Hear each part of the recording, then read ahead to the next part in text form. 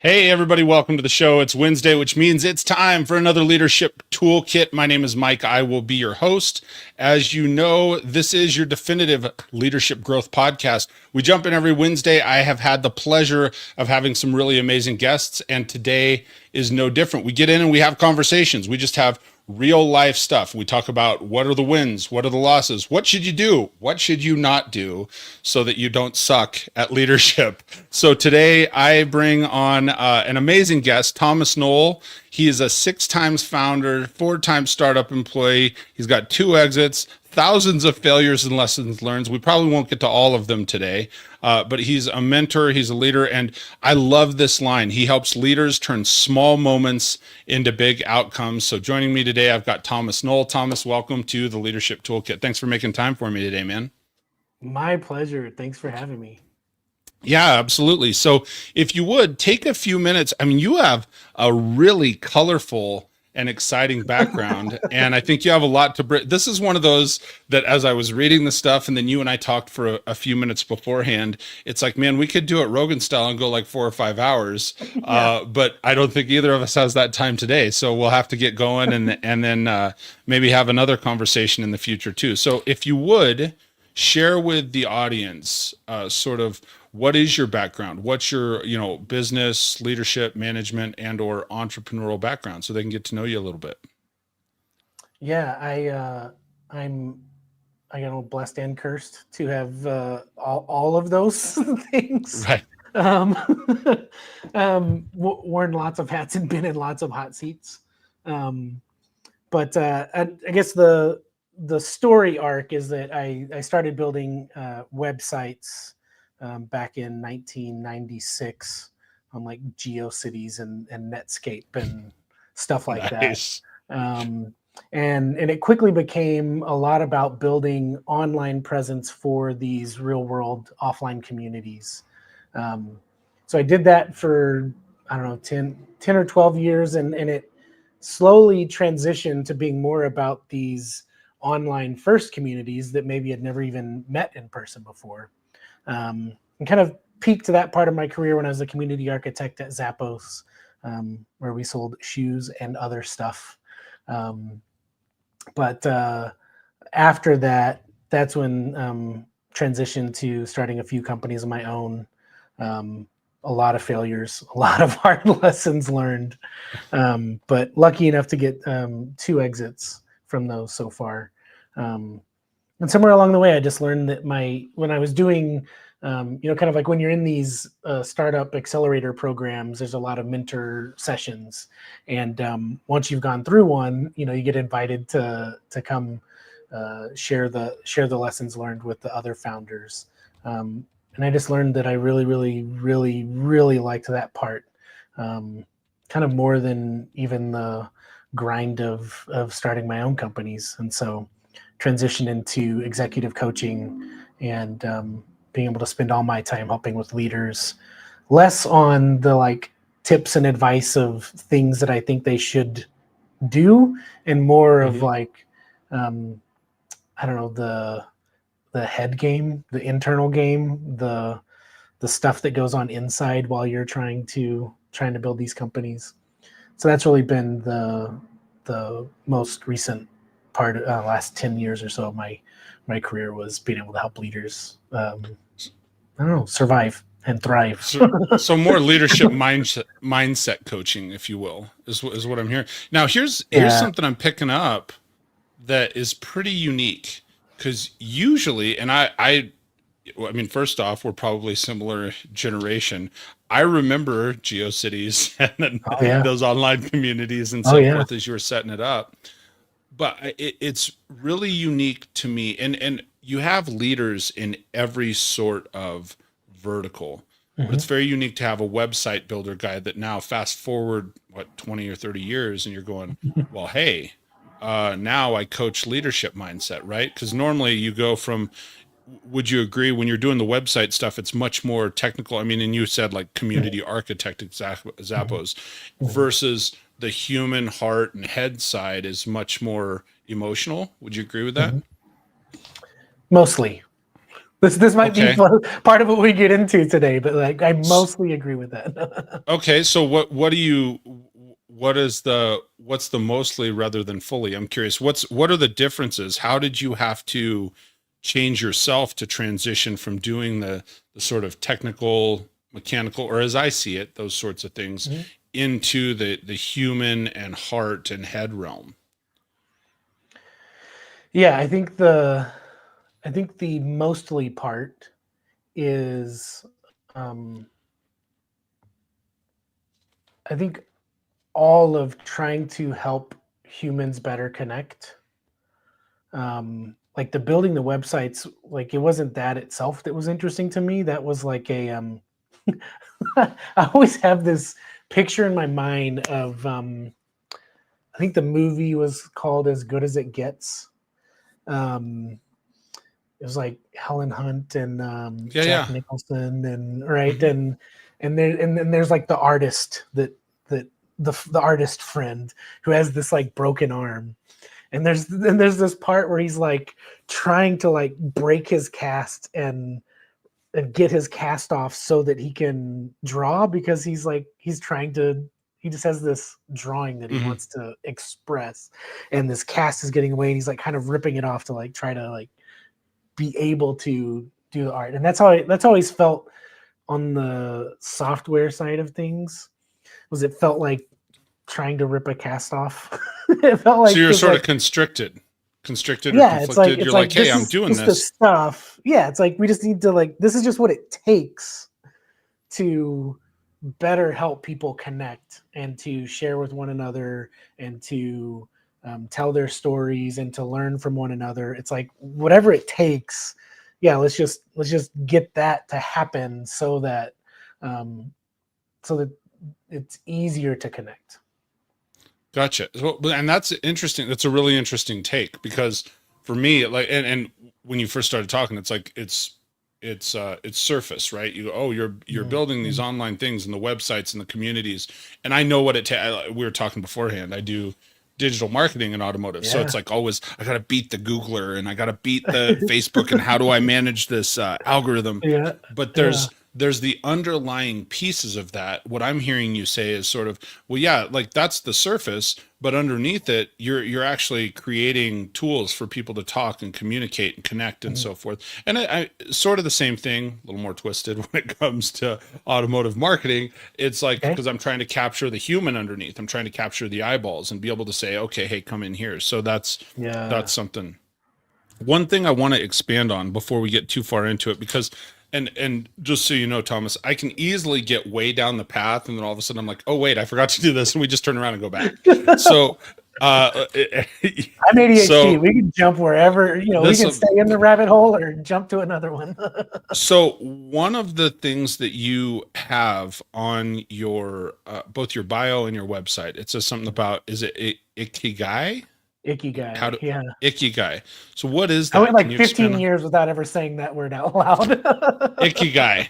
Okay. So what is Ikigai when it comes to leadership? Because that's something that it seems like you had it mentioned in several places. So it's something that Yeah. seems valuable to you. I'd like you to expand on that a little bit.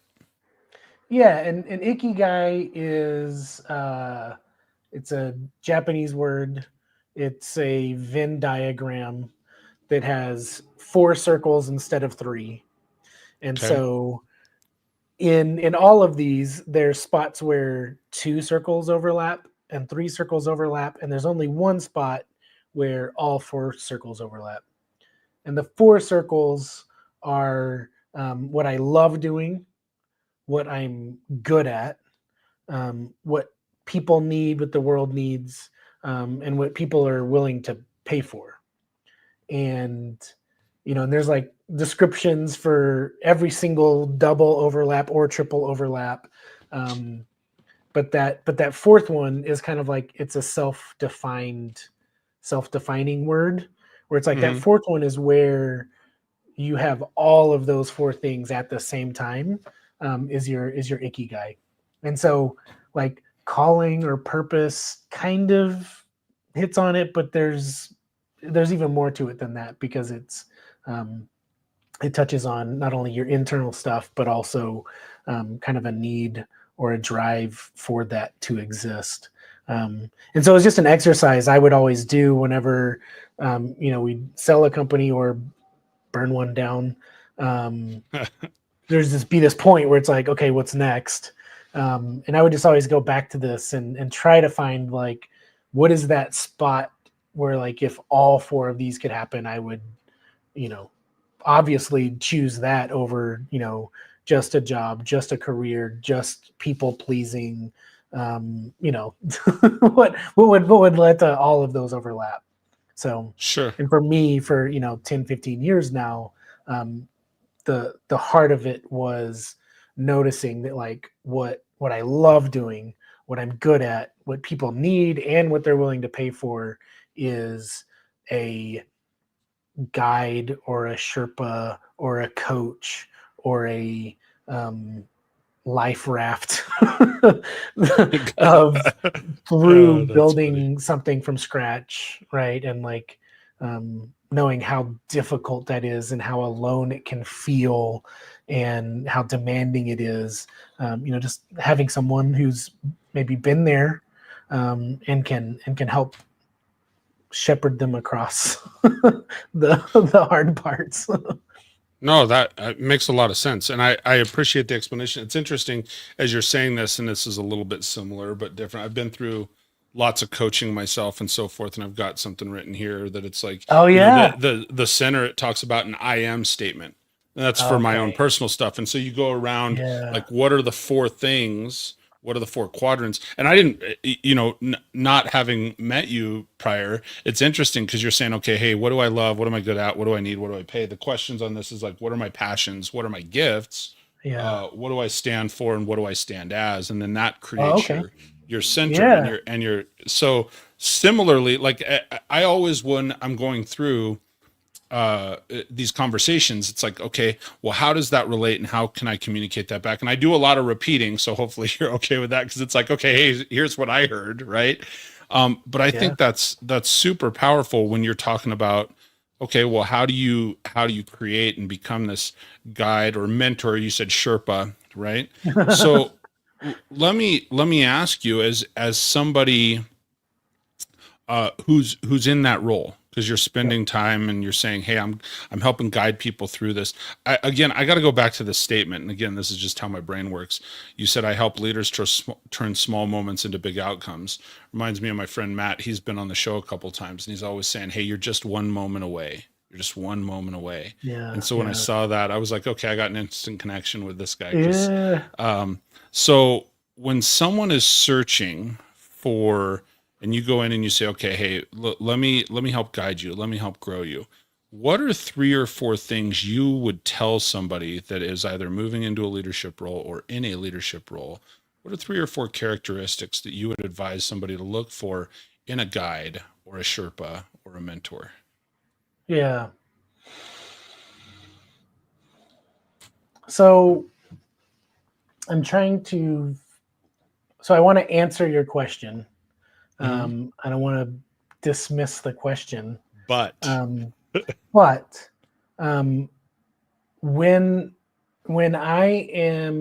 I can tell I'm at my best and most useful, I'm rarely telling people anything. I'm rarely advising them of anything. When I'm at my best, I'm asking questions that help them notice that they have the answer, but there's some stuff that's either making that hard to hear or hard to accept or hard to follow through with. And so I guess kind of like in real time, right? Like the way I would answer that question is like, why are you looking for input from someone else?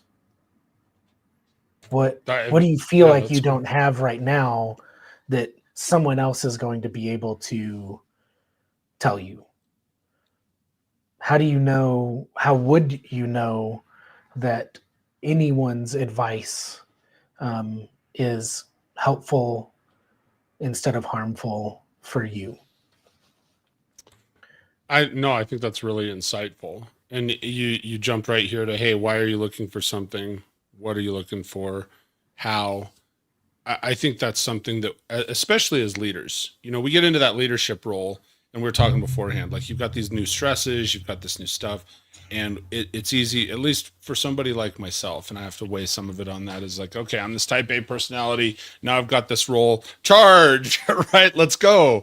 And so it's like, I've heard it, one of my mentors said, hey, one of the things you got to slow down in leadership is it's supposed to be, ready, aim, fire. And like you're saying, hey, slow down and ask these questions, where so many leaders jump in and we go, okay, I'm ready, fire, aim. And it's like, no, you got to slow down and ask better questions. So that's one thing that I'm hearing you say, is ask better questions. When you said, and I want you to expand on this then, because you're saying, hey, when I'm at my best, I'm asking really good questions of people, and I'm engaging with them, and I'm having that conversation, and I'm bringing it out of them. Why do you think it is, if they have the answer, that they're not hearing it or they're not taking it? What is that tipping point from somebody to say, well, you know what, Thomas, I know I'm supposed to do this, and you're just going, then do it, right? And I know there's more to it than that, but thanks for coming today. No, but you get what I'm saying. You're saying, hey, I'm asking these really good questions. So why do you think people don't hear that without another influence? Why do you think that they don't have the answer? What is the thing that's holding them back? Yeah, I mean, and there are so many things, right? Like, sometimes you are so far down a path that you have to follow through, or you feel like you have to follow through. Right? Like, a lot of people who find themselves in a leadership seat probably grew up hearing things like, we don't quit, or we're not quitters. Mm-hmm. That's not there's nothing bad about that.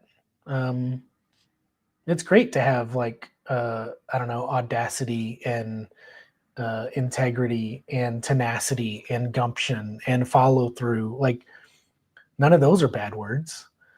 Sure.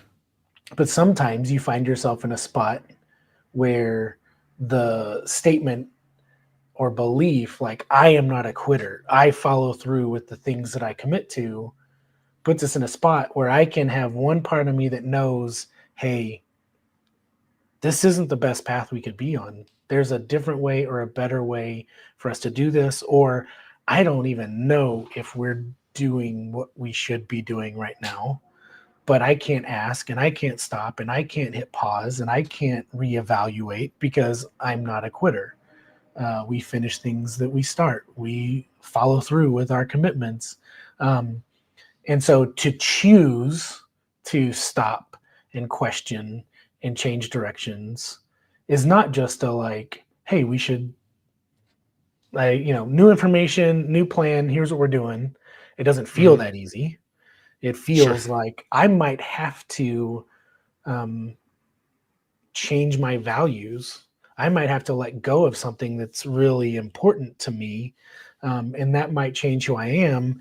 And I've surrounded myself with people who have those same values. They might think about me differently if I act this way or respond this way, right? So that's one example of how a thing can feel so challenging, even if I've noticed that this is a thought or a question that is coming up for me.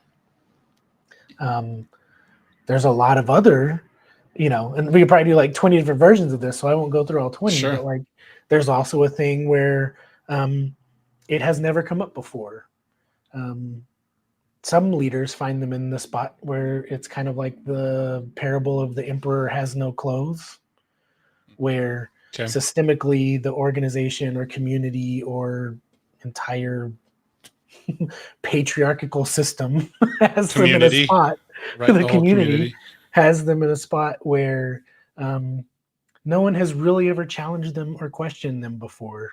They, as my 9-year-old would like to say, love the smell of their own farts. Like they just, it's never crossed their mind to consider this other thing. And they have investors and advisors and employees and executives and the whole system around them that kind of will let them keep thinking what they're thinking and not challenge that. And so sometimes it's just the jester or fool, or the coach who's like the first person who has nothing to lose by going like, why do you think that this is the right answer or right direction or right path? Can you tell me why? And then you're squirming on the like, what do you mean? Sure. Why does it like how do you know that's the right thing? Right. I don't know how I know. A couple things I'm picking out. One is, and I think we all fall into this trap. It doesn't matter if you're a leader, a follower, a husband, a father, a person. One of the things that I heard you say, and you didn't say it in this exact words, but like our own self-definition can become a trap. Our own self-definition can become a detriment. So like you were saying, hey, I'm somebody who follows through. This is just what we do. And I mean, especially again, my generation, you had the posters like success means, doing this thing. And so when you start to define yourself as whatever that thing is, which can be a good thing. I had a mentor years ago, and I love this statement. I actually shared this yesterday, speaking to a men's group, is that it's like our weaknesses are our strengths in excess. And so it's one of those things we take this self-definition and that becomes a strength, and that's carried us to this point. That's what got us to where we are. But if we are so stuck on staying there, then it's like, well, that's where it becomes a weakness or a detriment. That's one of the things. One thing I want to expand on, I'm just going to star this so I can come right back to it. But then also, I love the Emperor's New Clothes analogy because I think we can all fall into that trap hey, I'm supporting the person, right? I'm supporting. It doesn't matter what they say, but I got their back, even if it's wrong. I'm going to support the person over the greater good or over the goal. And I used to liken that when I was training in sales. You have a CRM and you have a follow-up process and a follow-up tree. And I'm like, well, are you utilizing the follow-up? Am I calling this person because I'm trying to move the sale forward and actually serve the person?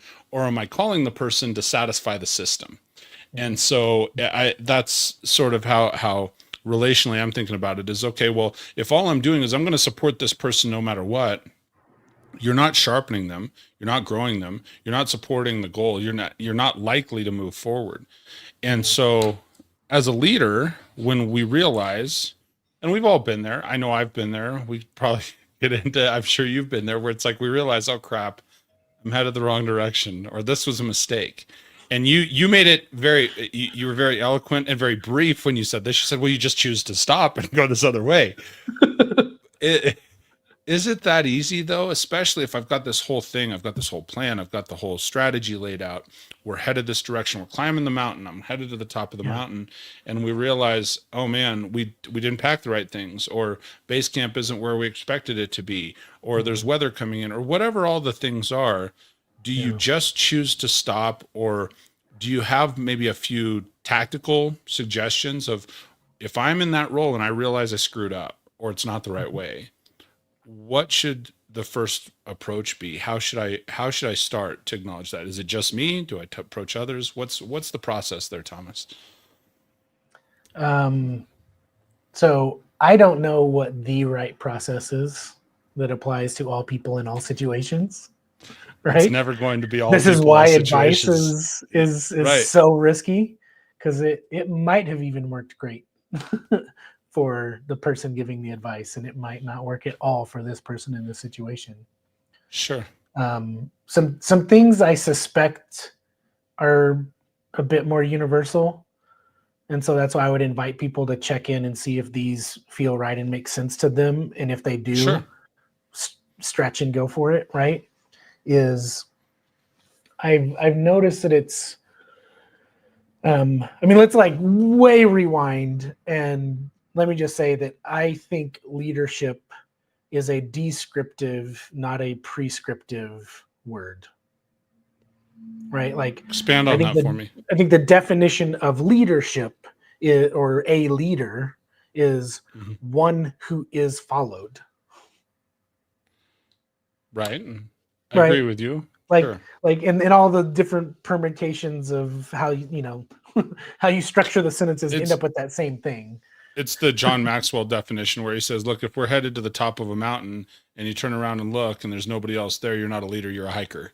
Yeah. Right. That's so exactly. And I agree with you. Sure.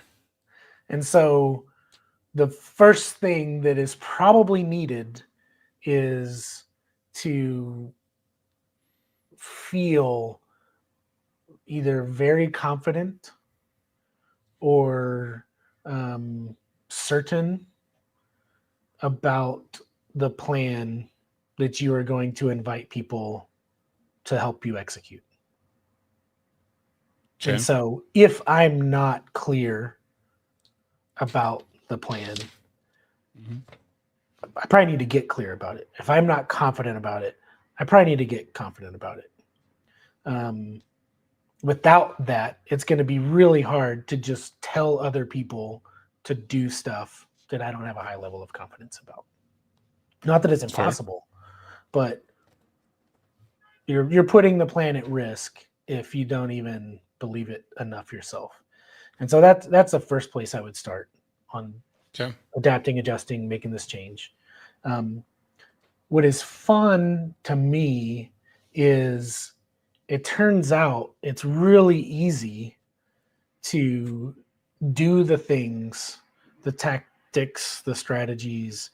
It's real easy to execute on those whenever there is a high level of confidence about what it is that we're supposed to do. And I love pushing this even a step further. There's this concept called the commander's intent, which is, I don't like always having war metaphors for everything. This one happens to be a tactic of war, right? Which is like, I may make a plan and divide out all the people and all the steps of the plan and have the steps and this team and that team, and you need to do this and that and whatever, right? What's interesting is whenever you also provide the commander's intent, right? It's like, here's the plan. I need you to focus on this, you to focus on this. Here's the steps. We're going to go do that, get in sync, do the thing, use your training, get it done. By the way, the point of all this is we need that radio tower taken out.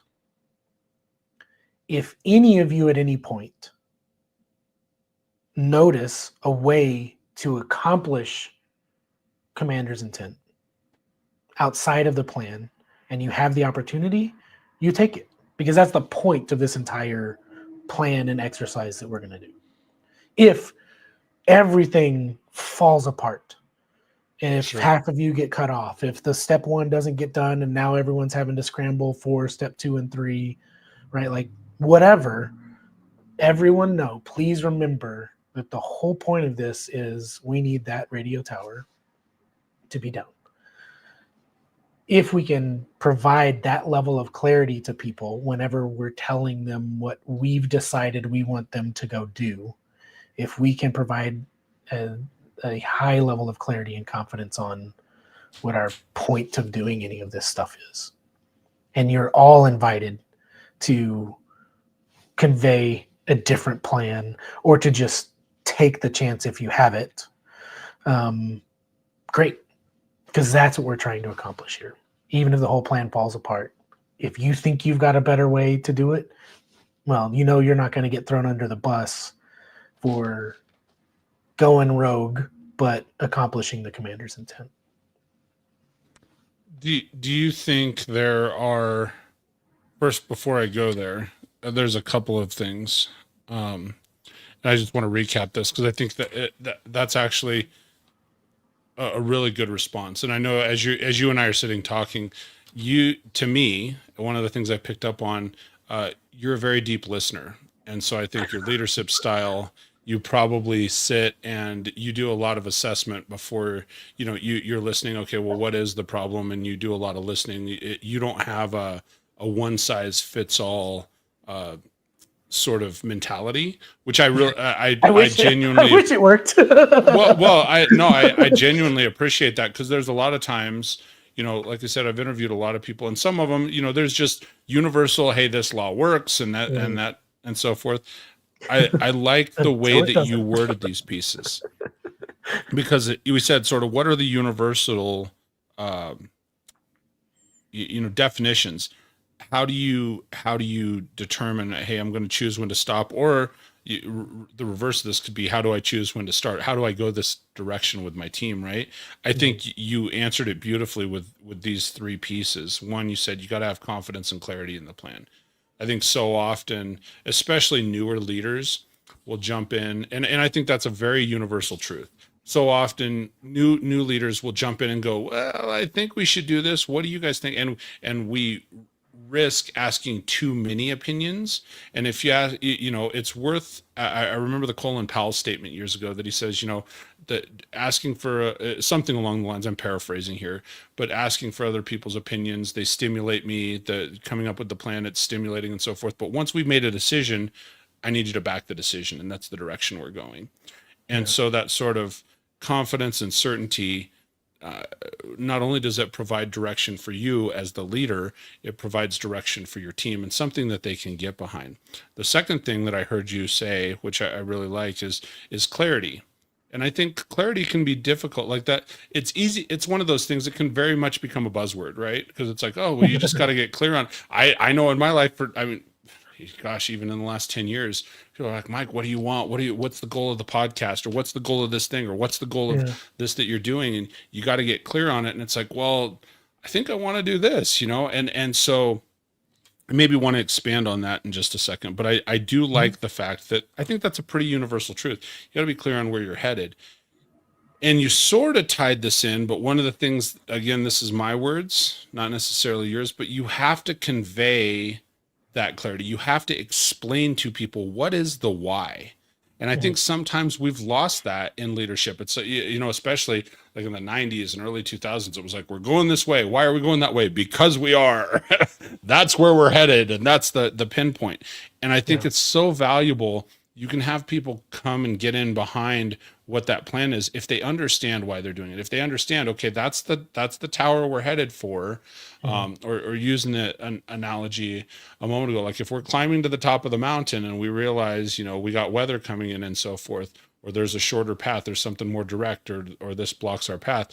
It's okay to go around, or it's okay to head to a different base camp on the other side, but ultimately the goal is the top of the mountain, and you have to explain that's the why for people. So before we get too far ahead, there's a couple things. Well, before we get too far ahead, that's what I do. For anybody, if you're gaining some knowledge, I try and get into this a little earlier, but we started talking right away, Thomas, so just roll with it. A couple things. One, I'd recommend you connect with Thomas on LinkedIn. He's on linkedin.com/n/Thomas Knoll, ThomasKnoll. I do that for the sake of if you're listening to the podcast versus just, watching. Also, same spelling, thomasknoll.info. If you want more information on Thomas, he's got all the links there and a lot of the things that he's done. Like I said, very colorful, exciting business background, somebody definitely great to connect with. And then one I want you to expand on, because you have on here Get 11 app. And here's what's wild. I did not understand what it meant until I went to look at it. And I thought, I think it's actually pretty genius the way you came up with. So the key to so Thomas has launched an app called Get 11 app, or launched an app, I guess, called get11app.com.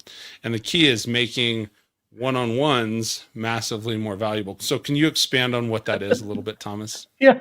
And the even cheekier version, for anyone that's old enough to have watched Spinal Tap, we also love to say, let's crank your one-on-ones to 11. Yeah. Yep. Love it. Yeah. So how does the app work? What does it do? Yeah. So, the first thing I'll say is it became a company out of necessity. This one's been pulling me along, and normally I've had to like push previous companies. I've had to be the one like pushing them forward and making them exist. Sure.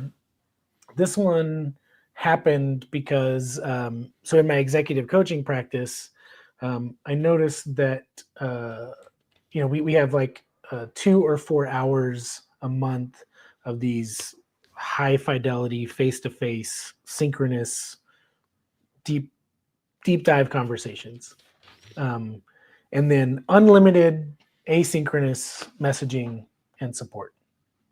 And we would still spend 5, 10, sometimes even 20 minutes in these calls talking about, so there was this thing that happened, and then there was this other thing that happened, and I had this question and I had that question, and I'm trying to decide what to do about X, Y, and Z because of these reasons. And every time I'm just like, you could have emailed that, you could have texted that, you could have messaged that, you could have sent it on Slack, you could have left me a voicemail, you could have Right. you have unlimited asynchronous, you could have sent this, and no matter how much I reminded people of that or invited, we tried like a dozen different tools to make it more likely that people would share that, and it never happened. And I had a theory about why, so I built a prototype and sent it out to clients and asked them, would you use it? And then will you give me some feedback? And they used it, and the overwhelming feedback was like, yeah, sure, we can use this for coaching. How do I give this to my leaders for their one-on-ones? Very cool. And so that's how it became a company, even though I didn't know it was going to be one. The differences, the way the app works. Mm-hmm. It's voice only, so people don't have to rewrite and try to get the ideas correct. They just open the app, it's already recording. I just say the thing that just happened or that's on my mind or the question I have, or like why I'm really frustrated about this thing is going the way it is, or that person just said or did this thing, right? Like I just say it and I hit send. That's awesome. But when I hit send, there's no alert, there's no notification, there's no ping, there's no little red dot. It can't interrupt. It can't bother. It can't do any of those things. Thanks, Apple. I got a little thumbs up on my screen. Get 11 app. Yeah, get a thumbs up. 2 thumbs up. We more important than like there not being alert. Because that's a thing, right? Like people can say like do not disturb or whatever, sure. But it doesn't matter because everyone knows that as soon as I send this over, even if you've said that you're do not disturb or not online or whatever, we've experienced that thing where like we get the immediate reply right after we send it. And because it's immediate, whether it's intended to come across this way or not, it can be misunderstood. There's this reaction. There's like this, what feels like a dismissive, quick response. And we're all so used to that it's like, okay, I'm not going to tell you my biggest, most important questions or frustrations through all of these channels we have, because they're all designed for instant alert, instant notification, and instant reaction. And sometimes we're looking for a thoughtful, considered, like, I want you to, what was it Trident? They used to have the like chew on this commercials. Yeah. It's like, I want you to chew on this for a little bit. I just want to remember that this is something I want to talk about in the next week or two when we have our next face-to-face deeper conversation. So I want to share it with you, but I don't want the reaction. I don't want the answer right now. I want this to be a thing that we talk about later. And so that's the way the entire product was designed, to where it's impossible for someone to respond instantly unless, like, I am sitting right there waiting for you to send me this message, and I'm just refreshing constantly. And the second it comes in, I decide and that's just not going to happen. Unless I have nothing better to do, which is never the case. Right. So it provides if that's the case, then way, jump on FaceTime. Yeah. Like just hop on live and start talking. So that's how it works. And that's the point of it. And that's why the executive coaching clients were like, oh, I need my leaders to have this for one-on-ones. And so in the fall, we ran this pilot with 53 leaders and their direct reports. And then something really weird happened. Or now it makes perfect sense, but I never would have predicted it. As soon as all these leaders and direct reports started using it, now they were asking us, hey, can I add my coach in here? Can I add my therapist in here? Can I add my spouse in here? Can I add my nutritionist in here? Can I add, once people had this space where they could start a conversation for later, then there was all of these other types of relationships where they're like, I want to be able to send something to them that they can't react to. And we can just talk about the next time we're ready to both sit and talk. No, that's very cool. It's unique. It's different, because I agree with you. Who was talking about it? Simon Sinek, when he talks about that's the dopamine hit, right? We're so accustomed to getting I got that dopamine hit. I got something. And so with this, it sounds like it's, you have to be much more deliberate. You have to hey, I'm checking the app. We're starting this conversation later. So very cool. So definitely for anybody, any leaders that may be interested, check that out. It's get11app.com. And it's not the number. It's GETELEVENAPP.com. So check that out. So coming back around, there's two other questions I really would like to get to before we wrap up today. One, because one of the things that you had said when we were exchanging emails, one of the things that's in here is talking about, helping leaders recognize thoughts, feelings, belief, resistance, and so forth. And I think that ties right in kind of with your app, and a lot of the conversation that we've had is, hey, how do we start this conversation? How do we remove this resistance? How do we move forward? Do you see something, and it's crazy because you said, hey, we beta tested this on these 53 leaders, and then that expanded out and so forth. When you're coaching people, when you're going through these executive clients, these leadership folks and high-level management folks, is there one or two or maybe three things that you commonly see that is holding leaders back? Yes. And what would those be? Yeah. Oh, okay. It's like being in court. Do you have the time? Yes, I do. Okay, what time is it? Okay. So what is it? What are a couple things that do hold people back? It is almost always it's almost always two sides of the same coin. Okay. Right? And one side of the coin is fear. And the other side of the coin is protecting myself from getting hurt. Right? So no matter what the situation is, no matter what the conflict is, no matter what the difficulty is, when we go, the process I use is we intentionally go to the subconscious to find out what is being carried in kind of the subconscious level that is expressing itself on the conscious level. And so when we go in and find out what's under the thing that's behind the thing, it's always, it's usually almost always some kind of fear. And those can be very different, right? It could be a fear of being seen for exactly who I am. It could be a fear of being misunderstood. It could be a fear of showing up. Like, what happens if I actually fully express myself? Right? So it's some kind of fear. And then on the flip side of it is the way in which I'm trying to protect myself from the way that fear is showing up. And I'm getting a message. I need to plug this in, or we're going to be in trouble. Gotcha. So one of the things that I'm sort of hearing is you're talking about, okay, hey, it's fear and worried about protecting ourselves and so forth. Mm-hmm. Yep. I immediately, as you said, hey, it's fear. What's Mm-hmm. the statement? Like, there's nothing left to fear but fear itself, right? So we create this whole thing. We create this whole tangible reality in our mind, right?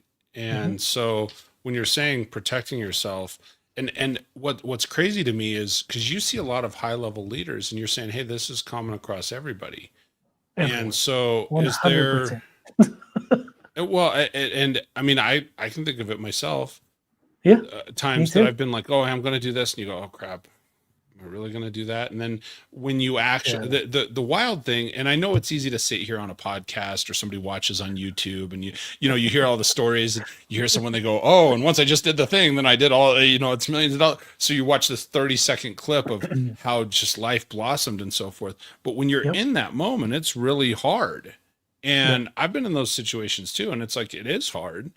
And then most of the time, if you can overcome the fear, that statement is also right. It's not, it's, that really all you have to fear is fear itself. Do you have, and just real quickly here, we won't get to all the questions I've written down. I got stuff. So if somebody realizes, hey, I'm scared of this thing. I got to break through this. I'm trying to protect myself from financial loss. I'm trying to protect myself from spiritual loss. I'm trying to protect myself whatever it is that we think that fear is made up of. Do you have any suggestions of how, of course, here in 2 minutes on a podcast that somebody could break through that? You already gave the answer. Which is when you finally get that chance to see the fear and what it is, it's like it's always like an episode of Scooby-Doo where like, if you rascally kids hadn't have whatever, like every single time you pull the mask off and it's the janitor or it's the, gardener, or it's the, like it's the whoever it was, you just pull the mask off and it's like, oh. I think that's a really good note to leave us on there. That, when you're, for anybody who's in that leadership role, anybody who's in that struggle and frustration, the fear is not real. And as Thomas is saying here, I think he had a good analogy with the Scooby-Doo. Like, you just got to pull the mask off and you realize it's not that intimidating of a person. I think back to one of my early shows with my friend Subi, and we were talking about how to break through fear. And her comment was, well, you just do it scared. Because the thing is, once you do it scared, almost all of the time you've done it and you broke through that thing. And it's just like Thomas is saying, you pull the mask off and suddenly that's all there is. There's not a whole lot to be scared or fearful of. So a couple of reminders as we come to the tail end of the show. I would highly encourage you, connect with Thomas on LinkedIn. You can go to linkedin.com/n Thomas Knoll, Knoll. Also thomasknoll.info. You can connect there, and he's got all of his information. Just like I said, amazing background, great leader, great entrepreneur. So, and then also check out the Get 11 app, GETELEVEN app.com. I really appreciate you. Again, I appreciate your time. I know, as always, everybody, I got tons and tons of great notes and awesome information from Thomas. I know it's one I'd love to have him back on the show. He's just got a lot of insight and wisdom. Great coach, great leader. And so I appreciate all of Thomas's time today. For anybody that's out there, please do me a favor. One of the best things you can do, make sure and throw some thumbs up on the show. make sure and share the show. That's how we grow this podcast. That's how we grow it. And most importantly, if you know somebody that would be able to gain some insight and some wisdom from listening to the show that Thomas and I had today, please share the show with them. It's one of the most valuable things you can do for somebody. Help them grow. And so with that, folks, I really appreciate you. I thank you for your time this afternoon. Tune in next Wednesday for another Leadership Toolkit. Until then, stay great. We'll talk soon, everybody.